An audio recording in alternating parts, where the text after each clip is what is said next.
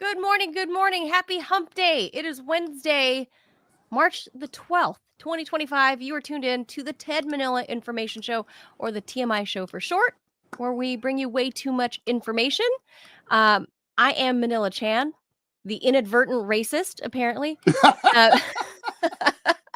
I'll explain in a second. Yeah, you'll have to. I'll explain. Ted had to explain to me, actually, producer Robbie. That's Ted Rall over in New York City. I am back in Washington, D.C., as you see my background here, after my almost just short of a week. After your tropical vacation? Yes, this tropical island. We have been called We've Iceland. been telling everyone that you've been in the tropics. I mean, yes, it was a humid, cold island called Iceland that will probably be the 52nd or 53rd state. Ted is my best guess. It won't be cold for long. The way the climate's going. Oh, that's true. You know. Well, they said thousands of years ago that Iceland was actually a lush, beautiful land. Mm-hmm. So, except for the winters, of course, but that's apparently when the Vikings arrived in like 847 AD. That it was like this fairly hospitable place during much of the year, except for the brutal winters. And then there was the mini ice age of the Middle Ages that struck. So yeah, Europe. Ebbs and flows, Ted. Ebbs and flows. We are live, of course, Monday through Friday at 10 a.m. Eastern. So please be sure to hit the like button and the subscribe or the follow. I guess it all depends if you're watching on YouTube or on Rumble, because it's different things. Or X. You're on Rumble or on X, right? I don't know how you just follow the show, I think, on X, right? On Twitter. You just follow our Twitter feed. But if you are watching on Rumble, please go down. If you're on the .com, on the desktop version, if you go into the chat room, all the way down at the bottom, if you are in the position to do so, if you hit the subscribe button, the nearly invisible subscribe button, you can help us out by becoming a monthly subscriber. It's a great business model. $5 a month. You know, I'm going to open a store where you can't find the cash register. You can't even see the store, Ted. You can't pay. You just can't pay. Sorry. No, because that would imply you can just I guess it is kind of the same. You can just walk out with product because you're like, I tried to find the register. The self-checkout, it just wasn't there. Yeah, that's kind of how this was. So on today's show, we're going to talk about a little bit about the ICC and the arrest of the former Philippines President Rodrigo Duterte. And I have some questions, Ted. I mean, the ICC, I have a lot of criticisms as well as questions about the validity of this whole thing, because Duterte, I think in 2018 or 19, withdrew the Philippine Islands from the ICC. So I don't know about the jurisdiction. I think there's some cause to question. Is that still true? Valid. I don't think they've rejoined. Well, that's not possible. I mean, it just can't be. I mean, I don't know, but he withdrew. They withdrew in 2018 or 19, something like that. Well, then I don't understand. But remember, there's a political war between the Dutertes and the Marcoses. So right now he's arrested by the Philippine police. So maybe the ICC warrant was, just the excuse. Oh, I see. So the ICC retains jurisdiction over crimes committed prior to the pullout in 2019. Right. So okay, so that's what this is about. It's kind of a technicality. Yeah. Yeah. So that we'll have to ask our expert when he pops on at the end of the program. And of course, I want to give my quick reviews, Ted, of Iceland. Things I've learned there, besides learning from you and producer Robbie about clammy cold versus dry cold. So it wasn't as the trip that I would have done if I wasn't there with a small child and 4 senior citizens. It would have been slightly different. But it was pretty good. Got some hiking in there. I feel like I reclaimed my health, right? After breast cancer and all these health issues. I feel like I'm back, baby. I even hiked up this mountain. It was a mountain that had a name with like a D with the swirly thing at the top and this combination AE letter that they do. and I'm sure it's ended in like Borg or Was it like 36 letters long, like a lot of those weird Icelandic words? yes. And so I got to see sulfur pits and like all over it was so strange. Hot babbling brooks of ultra clean water that you can just drink. Like just weird, just what a weird like it's like the place it was a place where mankind did not disturb, which is nice, which is kind of nice to like be at, right? Where Well, you were disturbing it. You're part of I was mankind. just the loud American up there going, "Holy crap, this is amazing!" Causing an avalanche. But yeah, it was awesome. It was very expensive, Iceland. Everything has to be imported. Yes, and they use except cod. They have an abundance of cod. Yeah. Fish is not expensive there, and the water, the tap water, cleanest drinking tap water in the whole entire world because it's direct from the glaciers. And the hot water, geothermal, right? Because it's a hotbed of geothermal activity. So I can say, no pun intended. Literally, the culture, everyone's so nice and kind of chill. I was the only person that honked a horn while driving. Ah, you channeled a little Ted Rall there. That's my way. Oh, yeah. I mean, I'm a city girl. And I realized, and everyone looked at me. Get moving, whatever the slur for Icelandics is. Yes, and everyone kind of looked at me like, slurs for Icelandic. How dare she? But it was a very nice culture, Ted, and I guess the quality of life was so high, the standard of living was so high because it's a democratic socialist country, and everyone gets paid a decent living wage. University is free for everybody, including foreigners that choose to study in Iceland, should you be accepted to their programs. It was a very progressive society. Nobody gives a crap about nudity or like LGBT, whatever. Who's going to be nude though? It's so cold. I know. Well, nude in those hot fjords, Ted. Oh, right. I definitely was like, oh, turn my son's face the other way. Just like, let's avert your eyes. We're not going to do that. But otherwise, a very cool society, just very expensive. And they really care about cleanliness on the streets. Every morning, without fail, at 7 a.m., the plaza that was out front of my hotel and the city streets, you have street sweepers and dudes like with they're like in these little carts, like kind of like every fall, you know how you get the machines with the big vacuum that sucks up the leaves out here on the East Coast? They have that, but on the streets, sucking up trash every morning without fail. Monday through Friday, Saturday, Sunday, without fail. They clean up all the trash. The streets are sparkling clean every day. Like, it just goes to show how amazing and great if you're going to be a high tax state like Iceland, that if they apply your tax money to helping its citizens and local residents, how great a country could look, and giving free education and mostly free healthcare to everybody that's there. Granted, they only have about 350,000 people, Ted, so it's not a ton of people. But that's challenging in and of itself, because with a lower population, you don't have as high a tax base. And they had quite the economic crisis back in the 2008, 2009. They were in real trouble. By the way, I found the slur for Icelandics. They're called scrobs, or some people call them Bjorks. Bjorks. Bjork is from Iceland. I say nothing bad about Bjork because she once said something nice about me. So. Oh. Yeah. Well, she is kind of a Gen X queen. That's true. Bjork is pretty badass. Yeah, that's true.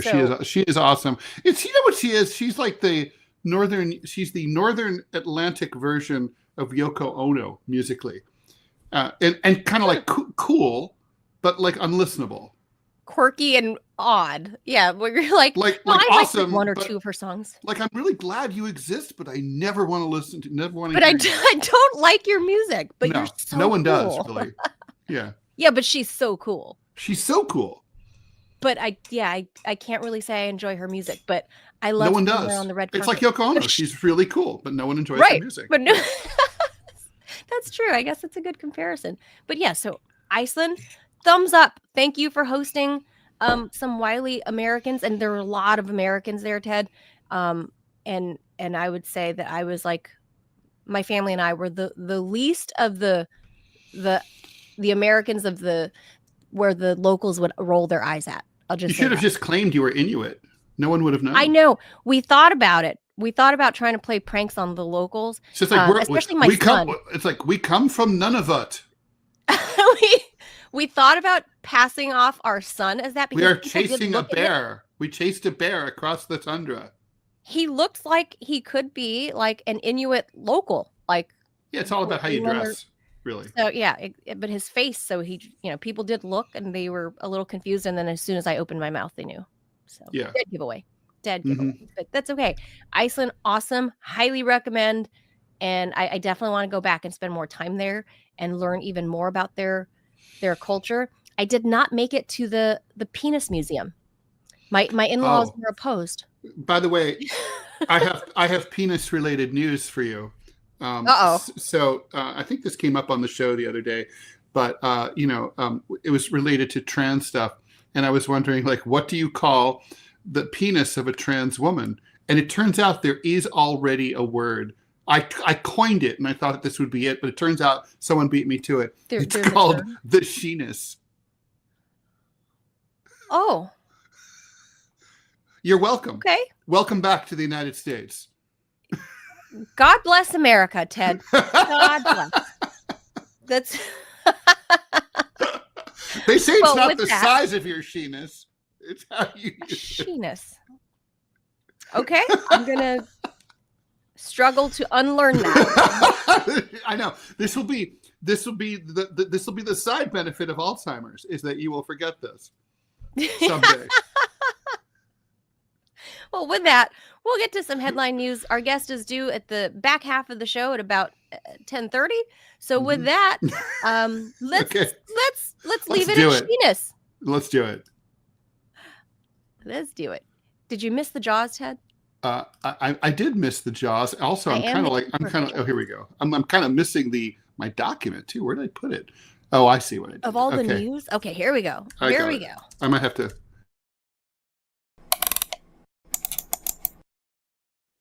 Okay. All right, good. My computer cooperated. All right. Ukraine has accepted an American proposed 30-day ceasefire deal. That followed these negotiations that just took place in Jeddah in Saudi Arabia. The agreement, which is still awaiting word back from Russia, will halt all fighting along the front lines, as well as in the air and in the sea. In exchange, I guess that means like the Russian spy whale will be pulled back to Russia, if you remember that whale. Anyway, it will the spy narwhal will have to go back home. In exchange, the U.S. will restore military aid to Ukraine, which was cut off after Zelensky and Trump mixed it up a couple of weeks ago in the Oval Office. Marco Rubio, Secretary of State, addressed Moscow on Tuesday, saying Ukraine is ready to stop the shooting and start talking.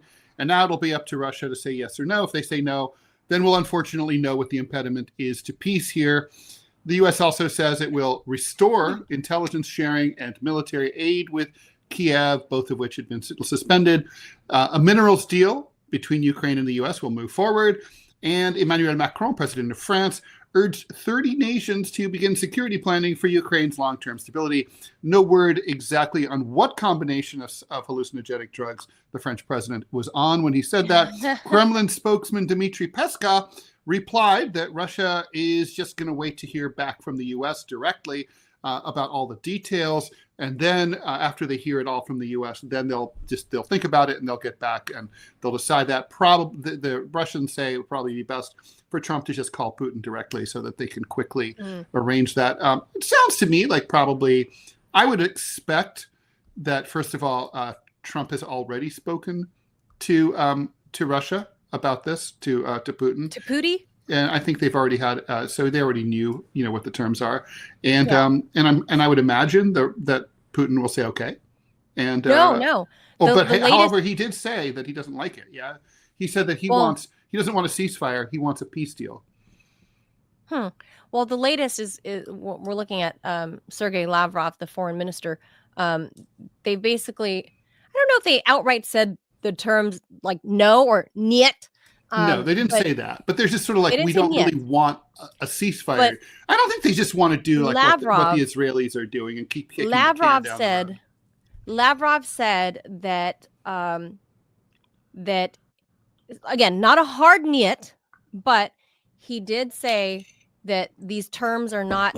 They're kind of laughable. I'm paraphrasing, obviously, that they're kind of laughable because the Russians say it's up to the victor to choose what the terms are. The losers don't get to choose, and third-party negotiators don't get to choose. The victors of war, the spoils of war. Well, don't forget, Russia met with Trump first. So, so I think this is a little bit of a dog and pony show, Ted. So a little bit. We'll see what happens. Look, Russia is not going to want to be perceived. First of all, they're not going to want to piss off Trump, and they're not going to want to be perceived as being feckless and not cooperative. So I think my prediction is that Putin will agree to one 30-day ceasefire, non-renewable, during which time the peace deal has to be negotiated for a final armistice. That's my prediction here. Yeah, I still think there's going to be some hard terms that the Ukrainians are not going to be happy with, but I don't. They're not happy with anything. He's not going to. He's going to have to take whatever deal it is that the Russians are going to. The Russian deal isn't really even, frankly, if you're Ukraine, the Russian deal is really not that hard to accept. I mean, you're not losing anything more. What else are you going to get? You're not going to lose anything more than you've already lost, right? It's not like the Russians are saying, but we also want this. It's like they just want to keep what they already have, right? Which, frankly, they're not like, we also want Kiev, and we want this particular circle. Make a donut in there, cut it out in the middle. That's ours too. They're not saying that. No. It's very obvious the land bridge that they've created on the eastern portion of the Donbass, all leading up to Crimea. That's all they want, and they want to secure a safe zone in Odessa, and that's it. It's probably like quit blowing up our fucking bridge. How about that? Yeah. Or quit. How about the Ukrainians? Even though they're saying yes to their side of this supposed ceasefire deal, that they're sending drones and killing fucking civilians inside Russia. Yeah, that's like I guarantee you that's the Americans making them do that. That is such an American approach. Like before, the bombing, the heavy bombing of North Vietnam that immediately preceded the Paris peace talks in Vietnam in 1972. It was like that. Like, we're going to soften them up right before we sit down to talk. All it does is it pisses off your adversary even more. Right. It's like there's no point, really. Just don't. America do does the whole this when you're a hammer, everything. Our playbook. The U.S. We should change e pluribus unum to the Latin translation for if when you're a hammer, everything looks like a nail. That's us. Yeah, that's us. All right. Okay. Let's keep going here.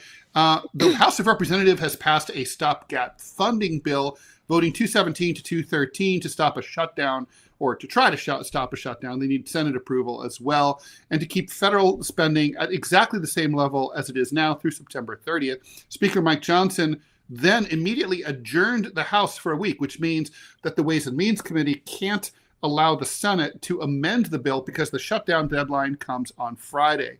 The bill keeps spending about the same as last year. Of course, it increases military spending by $6 billion, while all my neighbors are sleeping outside, getting nothing.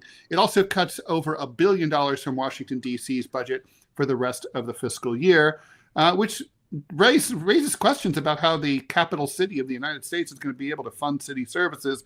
It also increases support for a nutrition program for women and children, increases spending for ATC. The only Republican who's against it, Thomas Massie of Kentucky, defied pressure from Trump. Trump said he's going to try to primary him out. Massie says it doesn't cut spending enough Democrats, in the meantime, say that the White House is imposing deep spending cuts through DOGE without any congressional oversight. This would be a temporary extension, and therefore it doesn't dictate how federal funds are exactly allocated. It would allow the money to be moved around by DOGE or Trump or whoever, sort of willy-nilly. Meanwhile, Senate Democrats are floating a 6-week extension in order to craft a broader spending deal. The question between now and Friday is whether they'll stand firm. No. That requires a backbone. Democrats standing firm. Not a phrase you hear very often, and risk a shutdown. A move many swing state Democrats fear could backfire or push off the fight until the fall. If I were the Democrats, I'd let the government shut down. But that's me. Yeah. I'm with you on that. I don't think it's going to happen. Not with the Democrats. A, because of the aforementioned backbone thing, and two is that they don't have a plan, Ted. They don't have an alternative plan to pitch. They don't have anything to stand on. So I think they're just kind of flailing in there, and they're just going to have to, go along to get along. I don't think they have any other choices because they're just lost. Yeah, they got nothing. All right. In a big step toward trying to unify Syria after the overthrow of Bashar al-Assad, the Syrian government has reached an agreement with the SDF. That's a U.S.-backed Kurdish militia group that controls big swaths of northeastern Syria. The new president, Ahmad al-Sharaa, formerly Abu Muhammad al-Jilani in his ISIS and al-Qaeda days, and SDF leader Mazloum Abdi signed the deal on Monday. Under this agreement, the SDF will integrate civilian and military institutions into the Syrian government by the end of the year. That includes border controls, which means a lot of revenue. And importantly, oil fields. Before the war, that oil generated a fifth of Syria's official government revenue because Syria owns its oil fields. The 8-point pact also guarantees political rights for all Syrians, regardless of their ethnic background, allows Kurds to go back home, recognizes Kurds as an indigenous community.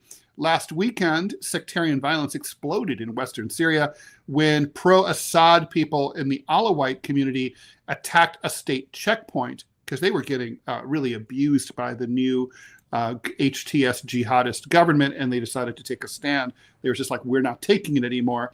Government forces dominated by the jihadis from HTS responded with a rampage of sectarian pogroms that left more than 1,000 Alawites and Christians dead. We don't know what the relationship is between this agreement, whether it was a response to the violence or whether these, just basically correlation does not indicate causation. But whatever, Syria's government is trying to pull itself together. Ted, I think it's hard to pull yourself back together when you have, I don't care how many times he changes his name, like Blackwater, right? I can't keep up with what Blackwater's called anymore, but there's still Blackwater. Wasn't it called like Z? Oh yeah. XE. I think that was the last Z. Zh. Zh. In Chinese. Yeah. Zh. Zh. But yeah, whatever. Blackwater's still Blackwater. And I don't care that this guy has rebranded himself to be, what's his new name now? Al-Sharaa, Ahmad al-Sharaa. Dude, your gang name that everybody knows you as is Abu Muhammad al-Jilani, and you're still a head chopper. And the funny thing is, I swear to God, you just cut off a few people's heads, and then you're a bad guy forever. It seems right? You can't shake it. Can't you just move past that? Right. Dude, we can't. I can't get past his history of head chopping, and now he's like a head of state, apparently. A head of state. Oh, wah, wah, wah. Well, look, this here. There's only one thing here that is kind of a pro to having the head chopper as the new head of state, is that he is now proving to be an unreliable ally to the U.S. and Israel. Imagine that, Ted. A former Al-Qaeda head now being not that an unreliable friend. Not that down with the Jews, huh? You'd never see that coming from a radical Islamist. It still breaks my brain that the Israelis want a failed radical jihadi state right on their border. Are they fucking stupid? I mean, I don't get that. It's either, like that's the last thing. If I'm running a Jewish state, that's the last thing I want on my border. I would think that too, but I think if the idea was to Balkanize, it was Syria, but then this is going to go counter to that. This will run counter. Right, this is counter to that. So that's what I'm saying. Like this, having al-Jilani as this, whatever you want to call him, the head of state, and making a deal, however the head of state. I mean, you know how it is. It's like with SDF. You're a nobody until you're somebody. I mean, you fake it till you make it. That's what revolution is. Zelensky just happened, right? He just randomly happened one day. So this kind of happened. Zelensky was sort of elected. Well, it's kind of like a good example. The way I explain Zelensky is kind of like, okay, so there's a coup in 2014, installs a new president, right? So that's a coup. Now, so that's kind of like, let's say here in the United States, the British government would view George Washington as like a coup. Like that was, they right? So then it's like, okay, so then by the time so Zelensky's like Jefferson. He's the third one along after the coup. Now the Brits can decide like, it just is what it is, and we'll just recognize it. Or they could be like, we never recognized the coup, so to us Jefferson's illegitimate. I mean, it depends on your point of view. I agree. So at this point, this, al-Jilani character, I think because my suspicion is, that Bashar al-Assad was overthrown.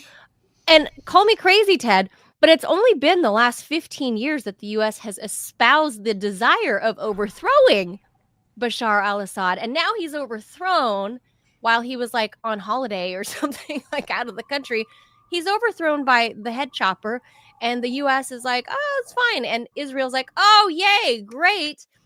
And now they're the deep state is thinking, oh, great. Well, now we can Balkanize the country, the eastern portion where the verdant fields are and the oil fields, all of that. We can, the U.S. and Israel can share that or whatever. But then this guy comes along and is like, you know what? I'm going to make a deal with the Kurds. Mm-hmm.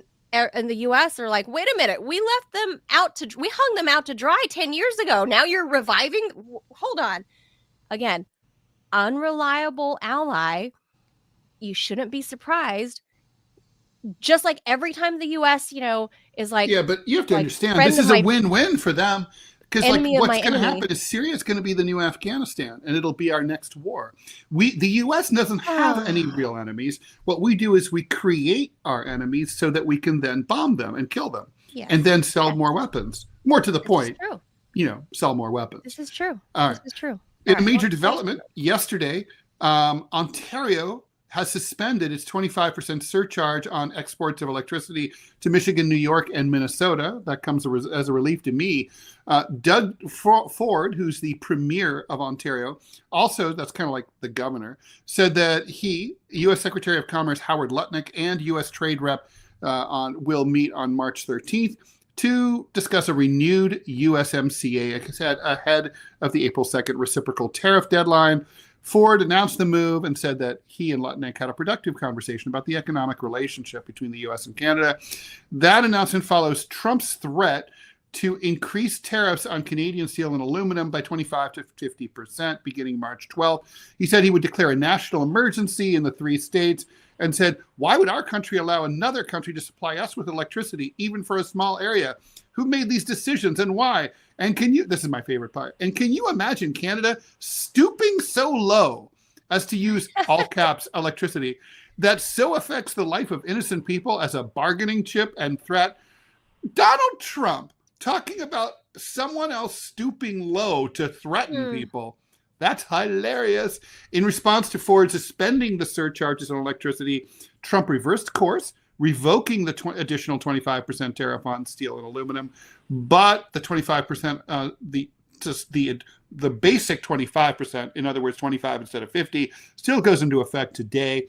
Meanwhile, transatlantic trade tensions are ramping up.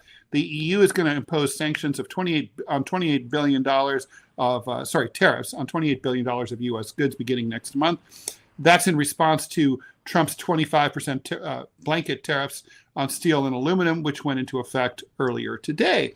The EU says it's willing to talk about it, but trade war is afoot. Stock markets are jittery, to say the least. Yeah, I don't have much comment about that. I just, we've talked about this with your cartoonist buddy in Canada, and stock market's down again today, by the way. Full on trade war. The whole week has seen the Dow Jones Industrial Average sliding away. And as of today, we are not down as much as yesterday. We're down 134 points on the Dow Jones. That's about 1/3 of 1%. Not that big a deal really by itself, but it's not by itself. Overall, we're down pretty sizably. We're down nearly 50. We're well over 1,500 points. So that's not nothing, Yeah, prices are going up. That's all I can say. Yeah, prices are going to go up. All right, and finally, one more thing here. Lawyers for that activist who led pro-Palestinian protests right nearby me at Columbia University are expected to face off today in federal court. A federal judge already temporarily halted the deportation of Mahmoud Khalil. He's a graduate. He's just graduated from the Graduate School of International and Public Affairs at Columbia University in December. He's a green card holder. He's Palestinian with Syrian citizenship, and he holds a U.S. green card. He's a permanent resident. He's married to an American lady, and she is 8 months pregnant. He's been dragged off to Louisiana to some ICE gulag. And so anyway, here's what's going on now. He can't be deported before the hearing today.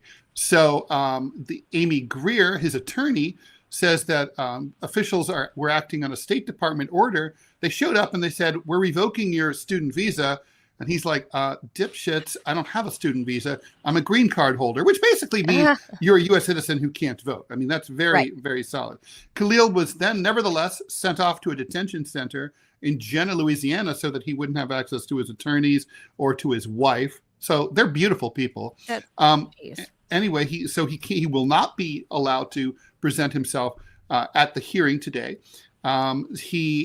Trump said that this is just the first of many to come amid the White House's crackdown on students and alleged agitators, anyone who criticizes Israel or Israel's genocide against the Gazan people. Khalil's attorney said that Khalil was chosen as an example to stifle entirely lawful dissent in violation of the First Amendment. And that's clearly true because the government has not alleged any wrongdoing or law breaking of any kind on this guy's part. Secretary of State Rubio said that we will be revoking the visas and or green cards of Hamas supporters in America so they can be deported. There were protests at Columbia University. Tweet official. And throughout the city of New York yesterday. Katrina Armstrong, who has who's Columbia's new interim president and has the intestinal fortitude of a noodle, called the arrest and the federal government's suspension of $400 million in federal funds due to fictional anti-Semitism on campus a challenging moment for our community. In a message to the Columbia University community on Monday, I read that as an alum. I got that in my email box. I was like, blow me, woman. It's like totally, it's ridiculous. By the way, I want to point out that Mayor Adams and Governor Hochul of New York City and New York State, respectively, both refused to comment. Even Bernie Sanders has not issued any comment yet. He said, "Oh, we're working on it." So basically, the cowardice is strong. It is all over here. But I also looked something up in case you're not worried about it. It's because you're a U.S. citizen born here. Guess what? ICE has arrested over 200 U.S. citizens over the last 6 years. And basically, they'll arrest you if they don't like you. And they'll just keep you in there. And you're like, but I'm a U.S. citizen. And they're like, prove it. And you're like, well, I'm a U.S. citizen. You can look it up. It's like, yeah, we'll just keep you in jail for a little while and let you just cool your heels until someone figures out that you're in there. It's a gulag. And you just vanish into this gulag archipelago. And, it's maybe you come out, maybe you don't. I mean, ICE should be eliminated. It's disgusting. That's crazy. Even Ann Coulter, who's like as pro mass deportations as they come, is against this. She said it's a violation of the First. She said it's against the First Amendment. Wow, Ann Coulter. I mean, that's fair. So this thing with the Khalil guy is, I mean, a couple of things. The fact that he is a green card holder and married to an American citizen and expecting a baby in a matter of weeks. Yes. That they would do this to him, to me it's disgusting. It's not only disgusting, it is akin to what happened to all of us at RT and at Sputnik, is that the US government is cracking down as a means to chill speech. Yeah. That's exactly what this is. It's fascist. It is completely fascistic. And I mean, I feel for this guy because we have and by the way, the First Amendment does permit anyone on American soil, including a tourist, these are the laws of this land. Hamas is awesome. Love Hamas. I love me some Hamas every day. Yeah, no problem. Like, because these are the laws of this land. Just like when I was in Iceland, I don't carry American laws with me because by virtue of being an American citizen. You're subject to Icelandic law. I'm subject to Icelandic law. So, could I maybe plead like don't touch the narwhals? Right, like don't go hug them. Don't ride orcas or whatever. Yeah. Don't do those things. I'd be subject to their laws. I mean, I can't I've learned this the hard way, having been a journalist and gone to countries and did some like Saudi Arabia. Speeching. Yeah, like I've done some free speeching where I'm not supposed to. Oh yeah. Well, like in Thailand, so I've learned in Thailand, if you insult the king, you can go to prison. Correct. But here in the US, you are constitutionally protected to free speech as the very First Amendment. Like, hello.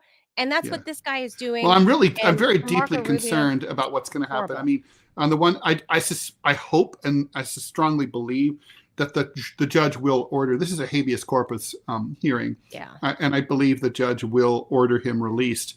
I think he's going to tell the government to put up or shut up.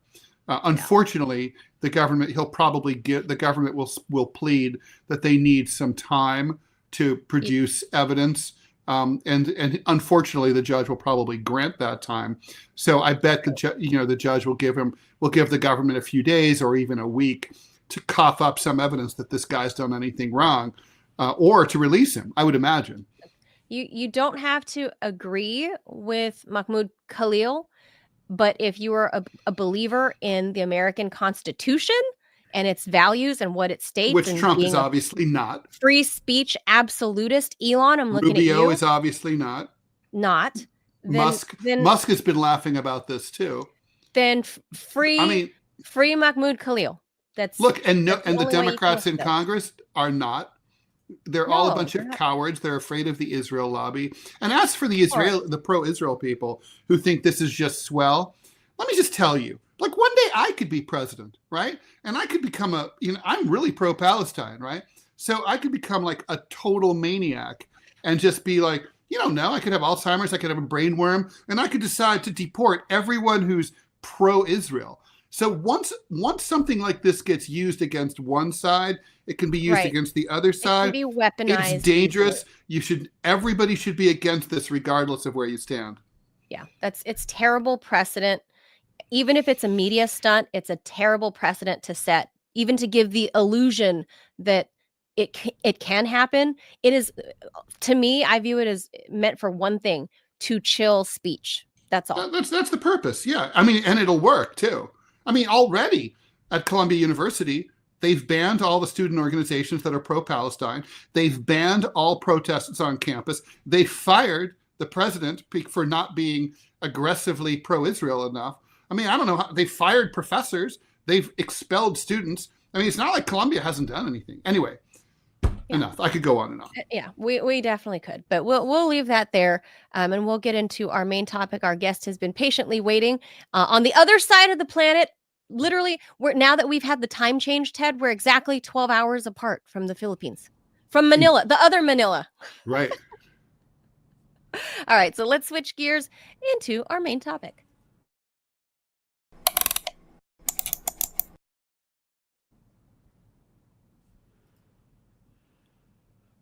Oh, that's supposed to be Ted. Oh, sorry, that's me. Yeah, we're I'm introducing I'm our like I'm like reading something here. All right, here we go. So, oh my we don't God. have it in there. We don't have it in there. I didn't put. That's okay. I've got it. I got it. Just here we go. All right. Let's dive into the arrest of former Philippine President Rodrigo Duterte. He faces an ICC, that's the International Criminal Court in The Hague, warrant for crimes against humanity tied to his brutal war on drugs when he was president. We're going to be joined by Lucio Blanco Pitlo III. He's the president of the Philippines Association for Chinese Studies and a research fellow at Asia Pacific Pathways to Progress. Within the Philippines, Duterte's arrest marks a stunning reversal for a formerly dominant figure whose family aligned with President Ferdinand Marcos Jr. to secure power 3 years ago.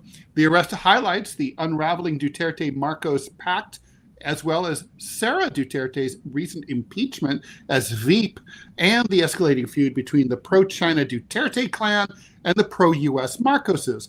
The power struggle could destabilize the Philippines, especially with midterm elections ahead, testing Marcos's grip and exposing fissures in the Philippines as it grapples with Duterte's legacy of extrajudicial killing. For the U.S., the episode explores a geopolitical tightrope. Duterte's downfall shifts Philippine foreign policy away from being friendly to China towards being more friendly to the U.S. With expanded U.S. military access, this arrest could solidify Trump's influence in the Indo-Pacific, countering the Chinese. However, it also risks inflaming Duterte's base, with whom he is very popular. So let's get into this pivotal moment in global politics that's bubbling under the surface of national headlines. Thank you so much for joining us. Lucio Blanco Pitlo. Hello, he's the president. We already said that, right? Yeah, we already president did that. of the Philippine Association for Chinese Studies. Thank you for joining us, Lucio. I'm so glad that you stayed up late for us. No worries. Thank you for inviting me again. It's a pleasure to be here. So can I first start with this whole question about the ICC? Maybe you have some more insight for us. First, does the ICC even have any jurisdiction in the Philippines, given that Duterte, when he was president, I think it was either 2018 or 19, he withdrew the U.S. from the International Criminal Court system. Can he still be sent to The Hague? Yeah, so there's that issue of jurisdiction. So the Philippines withdrew from the ICC under Duterte's watch, but the contention was that the crimes or offenses under investigation were committed at a time when the Philippines is still a member, and so that is the jurisdictional basis for this arrest warrant or a red notice from the Interpol that was the basis for effecting the arrest and the transfer of former President Duterte from Manila to The Hague in the Netherlands. Yeah, it seems confusing to me. So if the Philippines are withdrawn currently and they haven't rejoined the ICC even under Bongbong Marcos, then they will try former President Duterte for all the crimes from when he was the mayor of Davao in Mindanao up until that point of 2019. Is that right? Yeah, it seems to be the case that the crimes being alleged of him were those committed back while he was still mayor of Davao, and I think so. The Philippines was still part of ICC at the time, and so the argument was that he's liable to face justice for those offenses. But at the same time, of course, since the Philippines already withdrew, there's question whether there's continuing obligation on the part of the Philippines to comply. But what appears to have been the case used by the government to justify the arrest and the transfer of a citizen, private citizen, former president from Manila to the Netherlands was that there was this issue about whether he has.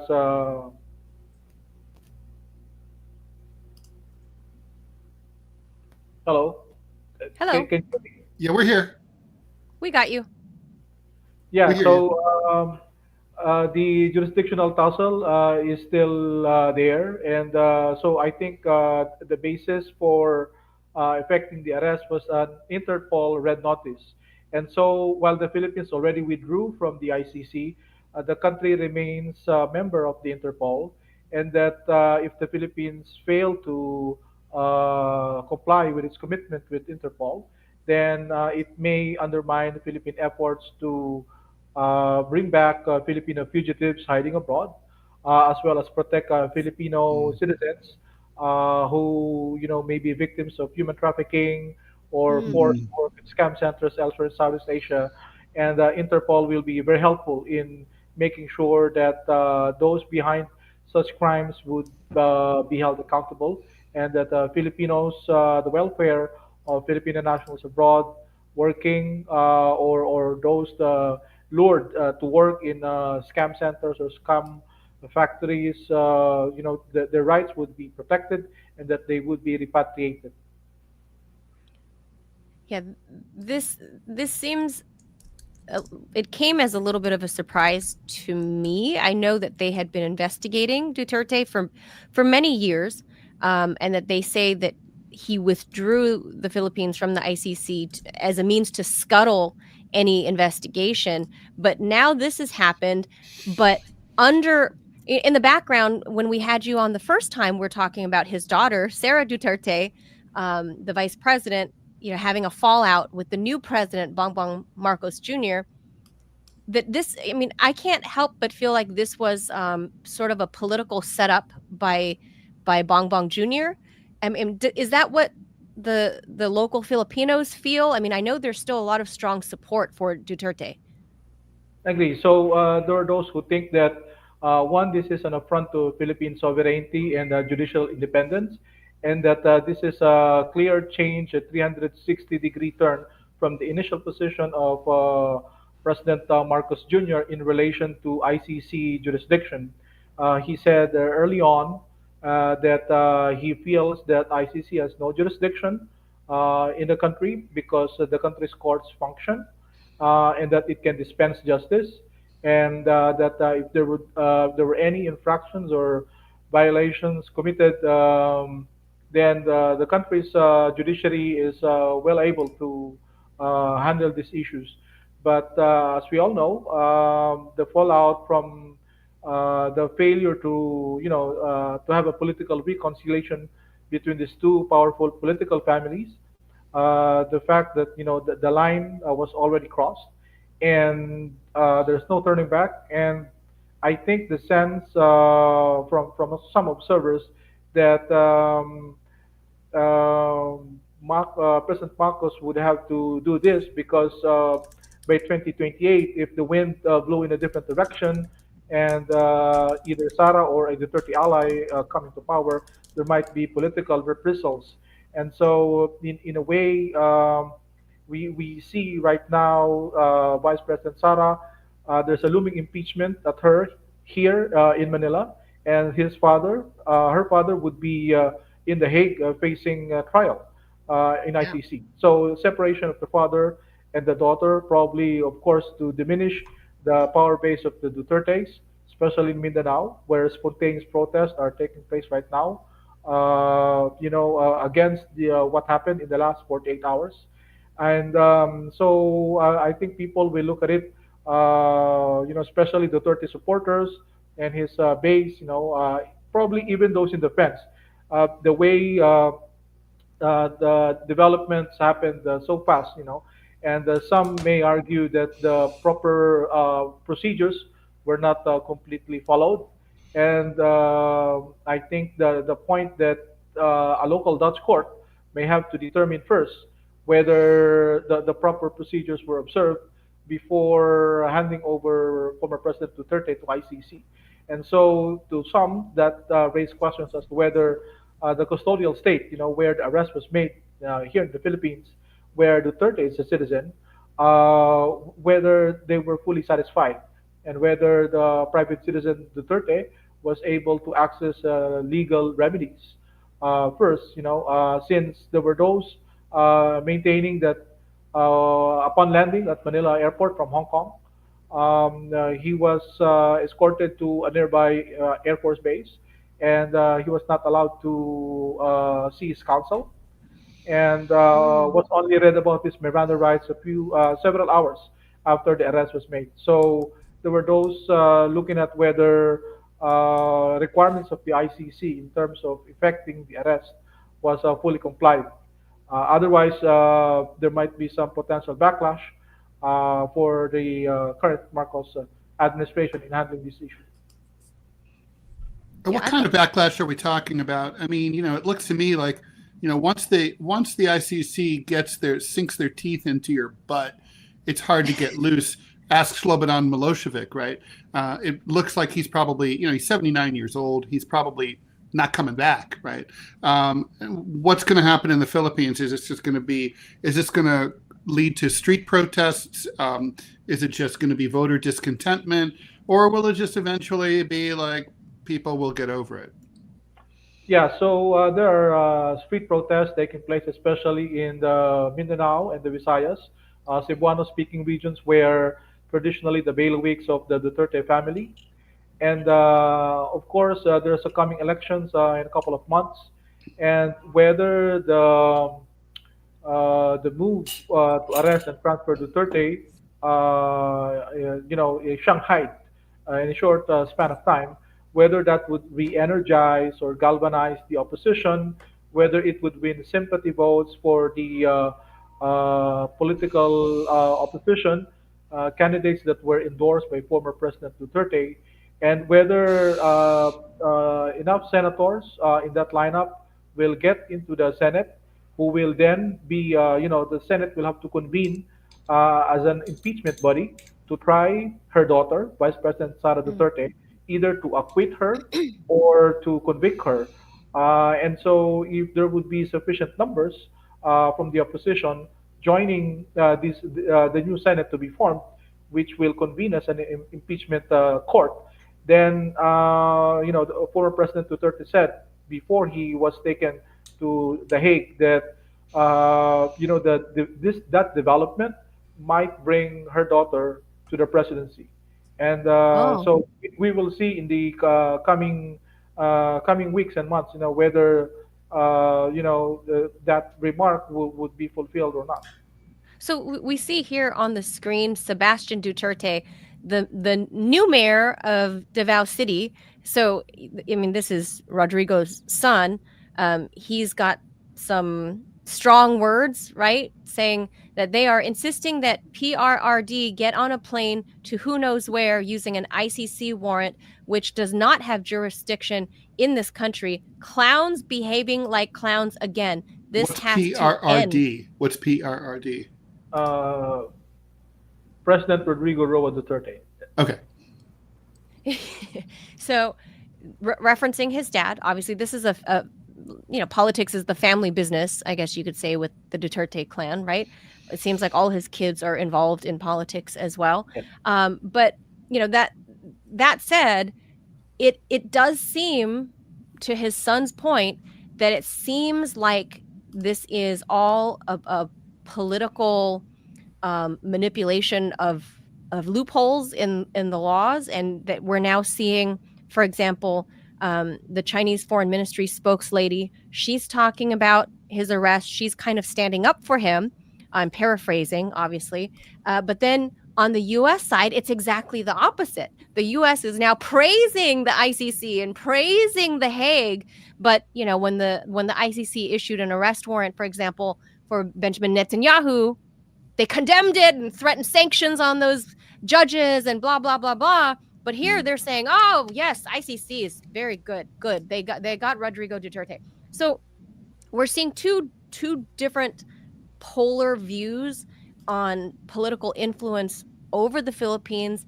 I can't stress enough to the viewers and to the listeners that how geopolitically strategic the location is of the Philippines, and that this is a polar fight between the global South, led by China, and Western hegemony led by the U.S. And I feel like what we're watching is Rodrigo Duterte, love him or hate him, the strong man that he was, that he's still being used as a political football. Is that pretty fair, or am I kind of off base? Well, of course, the strong domestic politics element is there. People would look at this as probably part of that escalating rivalry between these two political clans. The line was already crossed. There's no turning back, no reconciliation, and 2025, the coming midterm elections might be a referendum on the stakes for 2028, the presidential elections. And so I think the domestic politics is probably more stronger. Of course, people will also look at the international angle, especially when Chinese foreign ministry spokesperson made mention about like ICC should avoid double standards and should avoid politicizing the issue. And that Duterte just came from Hong Kong Right. before flying to Manila, where he was arrested. There were some speculating, some reports saying that the Duterte family, particularly former President Duterte, may have talks with some in China for a possible asylum. Although I think Mm. this would be writing off the Duterte political dynasty from Philippine politics if he does that. Knowing, of course, the simmering dispute between Philippines and China over rocks and waters in the West Philippine Sea or South China Sea. Yeah. Let me ask you, when he was president, were you living in the Philippines at the time, or were you overseas? I was here in the Philippines when he was president. So was he actually popular? Was he revered? Was he well liked? Did he make the Philippines safer? Yeah, he's a polarizing figure, but of course he won one of the biggest mandates in Philippine political history, and of course he remains very popular throughout his 6-year term of office, and even after that. So in fact, uh, even with the issues thrown at the Duterte clan, the patriarch, the senior Duterte, remains, of course, revered, remains respected, especially in Mindanao and the Visayas. And during his watch, of course, the drug war has been very controversial. But Mm. back home here, people feel safer. Of course, the excesses and the extrajudicial killings, abuses committed in the campaign to weed out drugs, in the country, of course, earn him a spot among human rights and progressive groups, and especially for victims of this uh, abuses in terms of the enforcement of the law. Yeah, I always wondered about that. If he was popular back home, I know he had some strong words for all kinds of other world leaders, like with Justin Trudeau, who's now gone, from office. He threatened to fight him and kick his ass. He And was former strong. President Obama, Say again? former President Obama, And he, yes, and he same yeah, thing. Yeah, please remind us. yeah. So he's quite a colorful character, polarizing at home and of course abroad. He also is known for off the jerk, knee jerk, off the cuff remarks. Yeah, he's kind of like, he was kind of Trump before Trump, I would say. Like, Yeah, he's a quite unconventional leader. He's seen as an outsider in national politics here in the Philippines. He came from Mindanao, second largest mm, island of the country, seen as a backwater. He's the first president of the country that hails from that island. which is known more for agricultural produce like bananas, durians, coconuts, and also Oh, I minerals. see. Oh, I see. So is he seen more as like the common man that was elected Yeah, president? so I think people saw in him, the ability to communicate with the common masses. He has very strong appeal with classes, D, C. Is well Oh, loved, gotcha. especially in the province. So this kind of connection, endeared him to the people, and I would say even now that he is in the Netherlands, facing ICC, soon to face ICC. People here and even Filipino diaspora, including in Europe, including in the Netherlands, are joining protests, rallies in support of him. Of course, there are also those who support, the victims and commemorate the victims and hope that Duterte will face justice. Mm. Yeah, this is definitely like I said last month in February on Valentine's Day.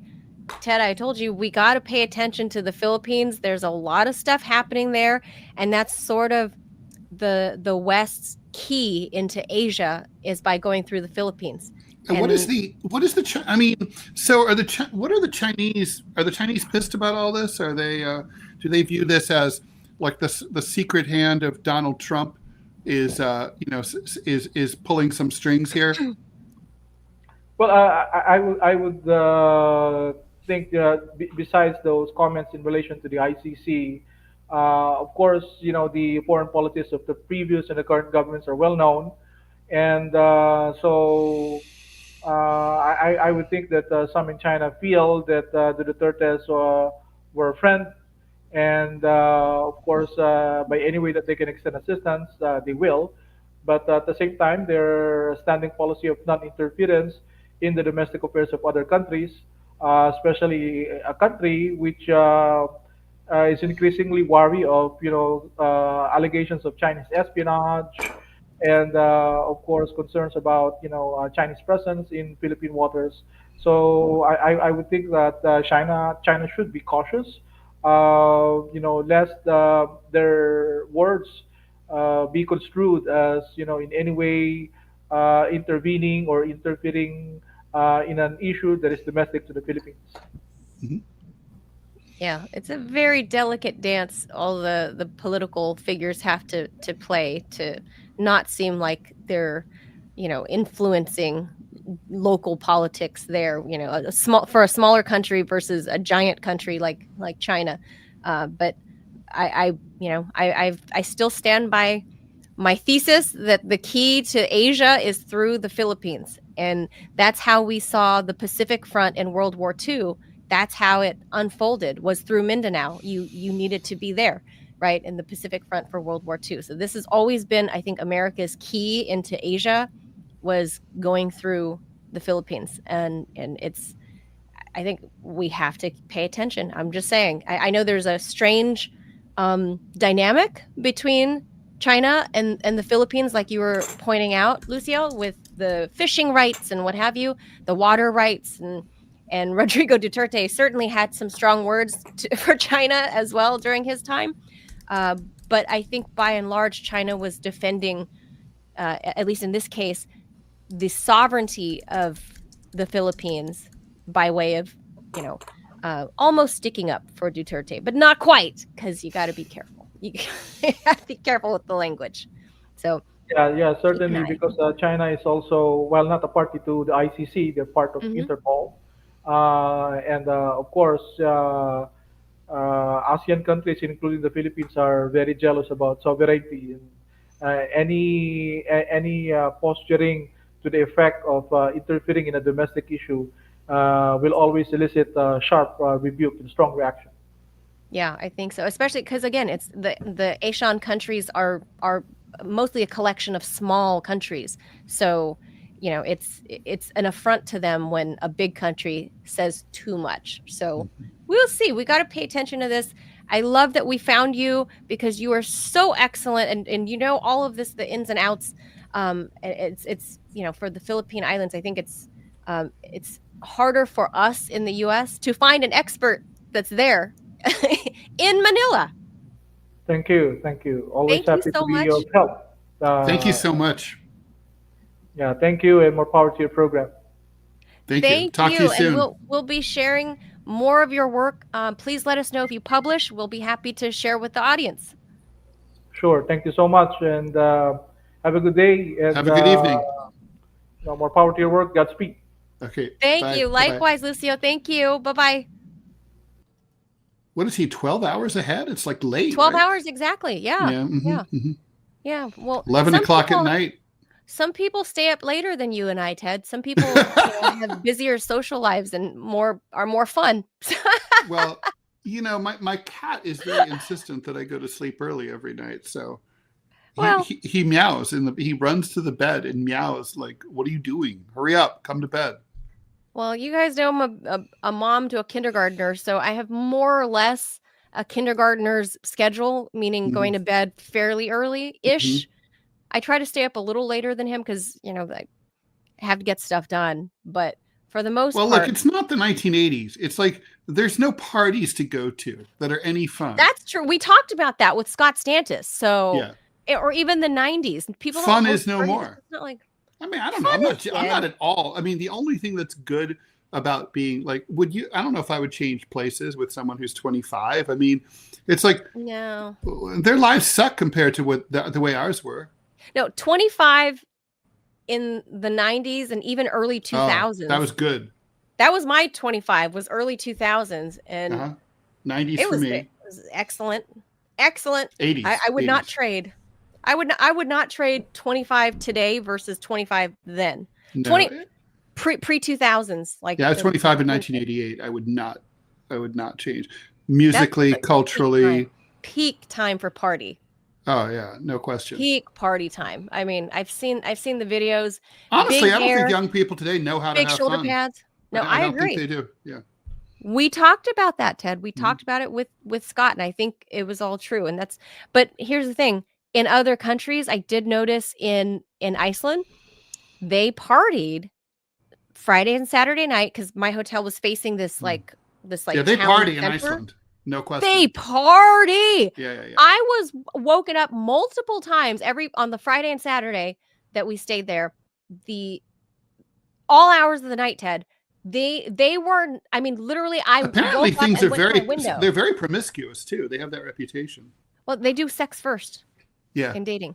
Mm-hmm. Because you need to see if you're sexually compatible. Well, that's smart. I mean, I always thought it was the dumbest thing in the world. Like people who are like, we're puritanical in the U.S. But it's also just impractical, right? Let's just say you date someone, you fall madly in love with them, right? You love each other to death, and then finally you do it, and it's no good, and it's like, oh God, now do I break up with this person, or do I move forward and have a lifetime of bad sex?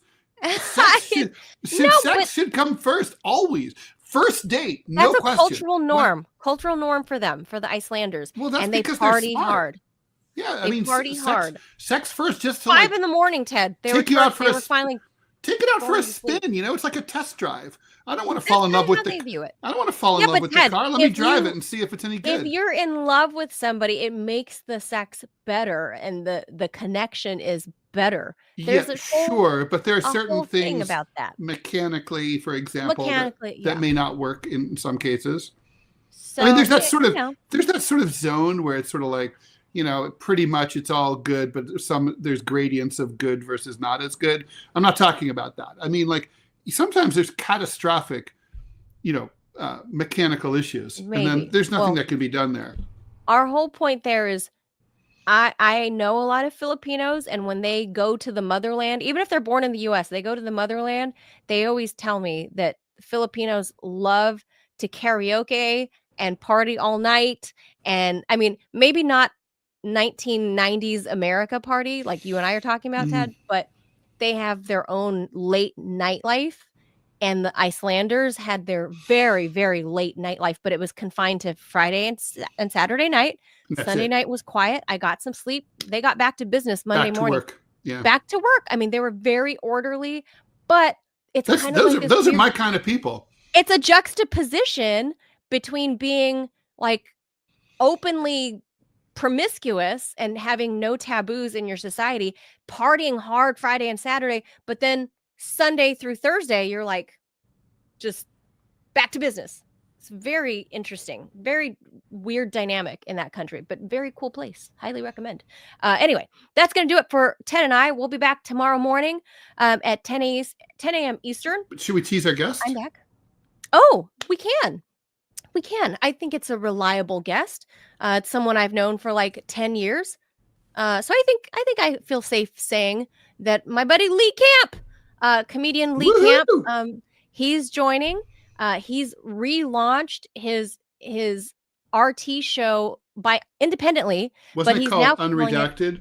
No, now it's called Unredacted. Okay. The old show was Redacted Tonight. The new show, as a spin on the name, is called Unredacted Tonight. What will the next show be? Non-unredacted? Like if he gets picked up for a contract somewhere, I don't know. But unredacted. Do run or rerun run. I don't know. But Lee Camp is going to be joining us to tell us a little bit more about his new program, and obviously Lee's got some great political hot takes on everything that's happening. And so you can basically ask that guy anything. Smart dude. Which comedians, Ted? I mean, you being a cartoonist, same type of thing, right? Your brains work in a different way, and you got to be politically acute and sharp on what you're doing. And I think Lee Camp is one of those. He's definitely one of those guys for sure. So he's great. We'll probably be talking about checking in. We'll find by then we're going to know what's going to happen at this hearing today for Mahmoud Khalil. That's a major case. Yeah, he's watching that for sure. And his old new show drops every Thursday. That's why he's going to be with us tomorrow ahead of the third episode, I think. So it'll be fun. Maybe we'll even laugh. Nah, that's not allowed. East Verbolten, no laughter. It's forbidden in America in 2025. Yeah, Trump's going to send us all to a gulag for that. Ted, we're going to be like all those old black and white photos in America. You know how no one smiles, like in sepia tone. Everything. Well, you know why they weren't smiling, right? Because no, there's a reason. It's not because they all had sticks up their ass. They're not just like sullen. No, it's because like the cameras required several minutes of exposure, so you had to sit perfectly still for like 3 minutes while they like now it's like you take the picture, click. Do you remember they have that big thing where the guy's got the cloth over his head? Yeah. So literally it would be like, okay, 1, 2, 3, and it'd be like, don't move. So is that why? So if you don't move, you could just be like, but most people, that's not natural. Most people, if they're just staying still, they're just like, they go for flat affect INTJ face, just like. Because it's just easier. Is that why? Their face is just resting. That's all. Oh. It's not like people didn't laugh or have a good time. I just assumed everyone was sullen back then. No. It's not true. Yeah, no. Oh. No, technology has a huge impact on the way we perceive people. Like, for example, we don't really understand, like, we always assume that people from, like, sound recordings from like early movies, like they sounded different, that they had strange accents. Have you ever know, like Heidi Lamar or people like like hey, give me Pennsylvania 65000, right? Yeah. Well, that's because of the compression that they used for the microphones. Really? Yeah. They didn't really sound like people that. Didn't really sound like that? No. Yeah, there's a lot of stuff we just don't get that way. Huh. See, I always tell the world Ted Rall is a walking Snapple cap of useless information. Yeah. Just like random, like, hey, you're the guy that I want on my team at like trivia night at the bar. I think I'm pretty good at those. I think I'd really be better at being a lifeline. Like I was going to say, who lifeline. Wants to be a millionaire. Like, because I'm perfect when I get nervous if like people are counting on me, like it's me who might like win or lose. But if it's not Would that be it's not If me. you're the Like if I'm lifeline, just, wouldn't you fuck it up for them? well, I wouldn't, because it's not really on me. It's like, hey, if they miss it, it's on them. I mean, obviously I want to be there, but I think I'd be good at that. Just pick up the phone. I'd be like, oh yeah, that's William Jennings Bryan. Yeah, don't worry about it. You're good. Just go with that. The answer buddy. is crayfish. You're good. Well, there you go. For anybody in the world, if that show still exists.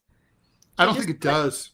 Oh, that's too bad. I actually like that show. But if it comes back, I liked that show. I liked that show a lot. Yeah.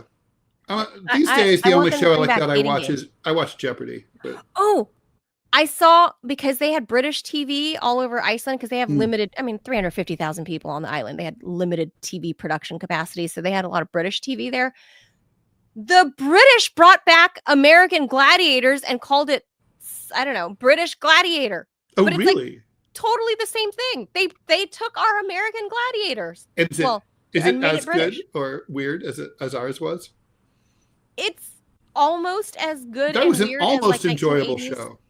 Yeah, this is like a little too high techy and a little. If you're gonna play up, being like a corny gladiator, you really have to like do the buy-in. You have to you yourself as the gladiator. They were a little short on that. Like the American gladiators definitely had more of that. Rah! Yeah, the Brits were like. By the way, who would even up the ante over ours? Australian gladiator. Oh man. Because Maori gladiators. They're more American than Americans. They're like crazy. They should do Maori gladiators in New Zealand. Because even like some old grandma that's like marching on the street, like thumping her chest like this, like I'd be afraid of that grandma. Look out. Just saying. Yeah, all right. Very good. All right, guys. So we'll be back again, 10 a.m. Adios, amigos. Thanks for tuning in. We'll see you. À bientôt. Merci. Merci. Adios. Bye-bye. Bye, Manila.